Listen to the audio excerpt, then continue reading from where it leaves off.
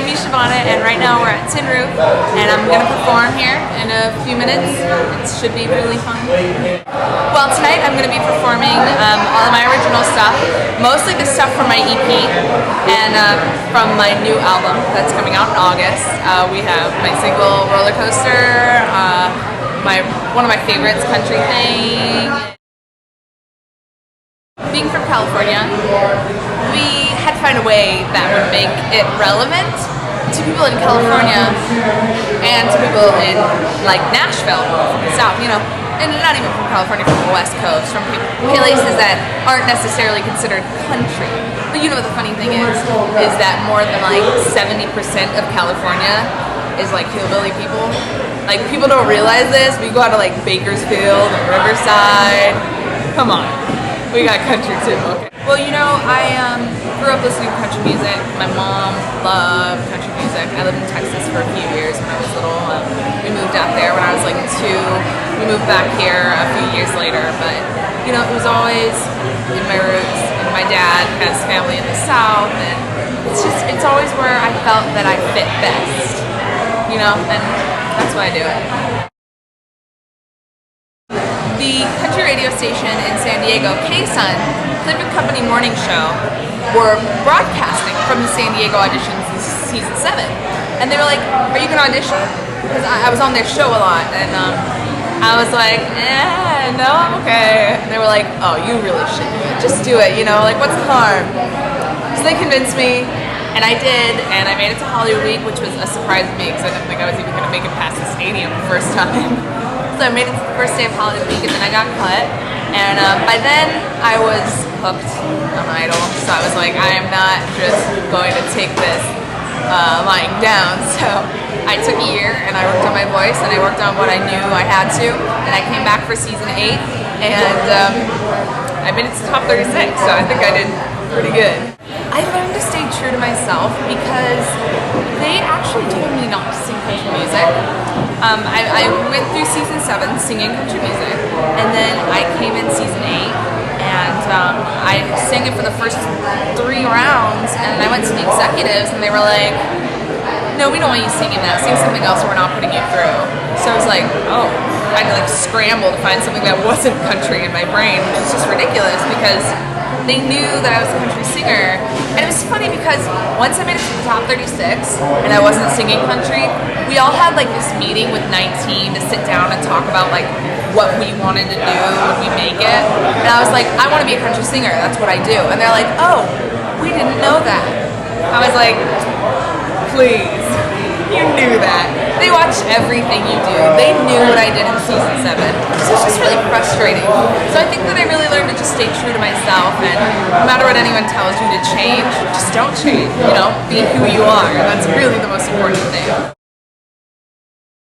You know, I think basically, like exactly the title of the album, Country, Soul, and Rock and Roll, it basically encompasses all that the album is. My first EP was more of like a country pop, very pop, and I'm not really into that. So pop, I'm just like, steer clear.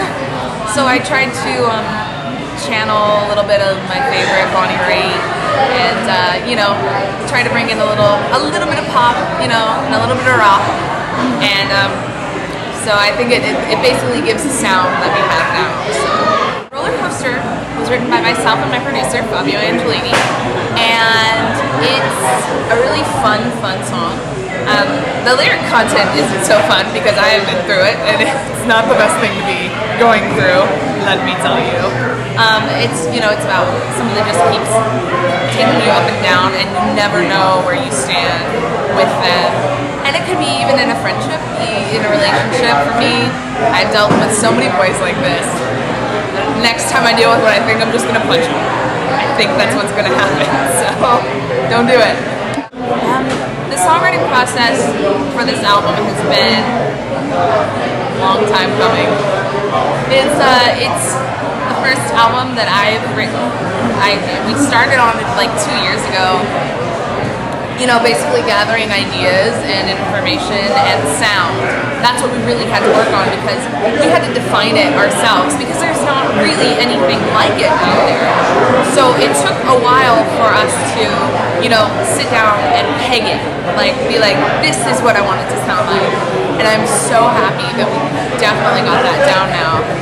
But sound was super important, and lyric content. I mean, I had a lot of songs that aren't making it on the album, and it's because I wrote them even up to like a year ago, and they're not really relevant anymore. And my style has evolved since then. So it's been a long process, but I'm glad we're finally done. What I find is really good is playing the songs live at shows and see which gets the best audience reaction.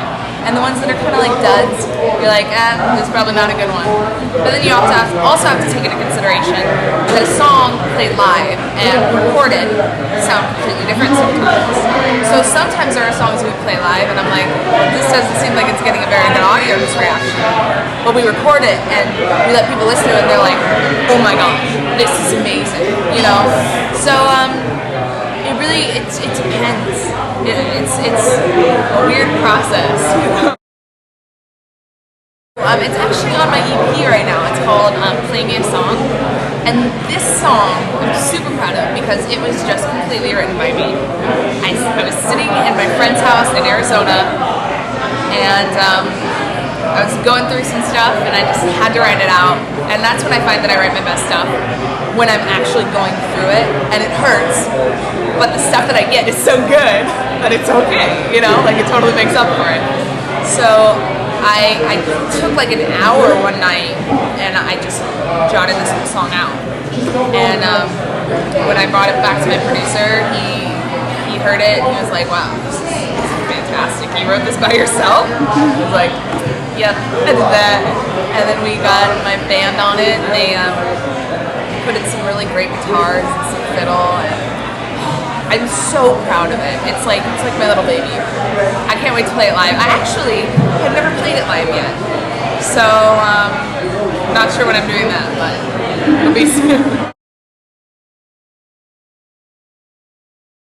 First we're going to do a radio tour, and we're going to hit all the radio stations and go all around, which should be fun because even though I'm 19, I'm actually just learning how to drive because I was really scared of it, and now it's just gotten so inconvenient that I have to.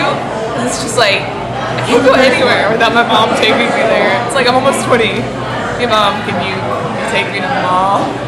It's so just not okay. So I'm excited to go on the radio tour. I can drive the car. I can drive it across the country. So are you going to do that? Are you going to drive the car? Definitely. I'm going to do it.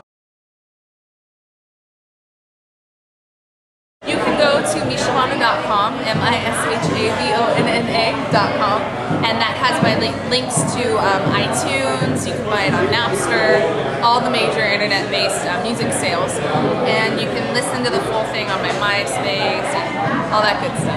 Do you have Twitter? I do have a Twitter.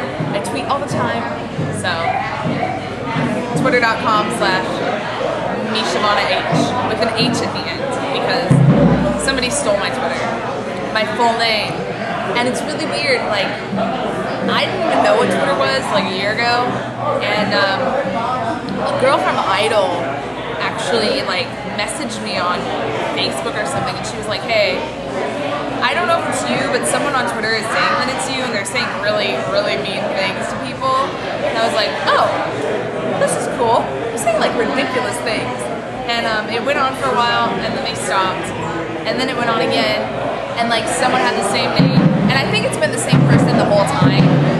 And this person was like, "Oh yeah, my name, my daughter's names are Misha and Vonna, so that's why I have this. I'm from Russia." And it was like, "No, you're not.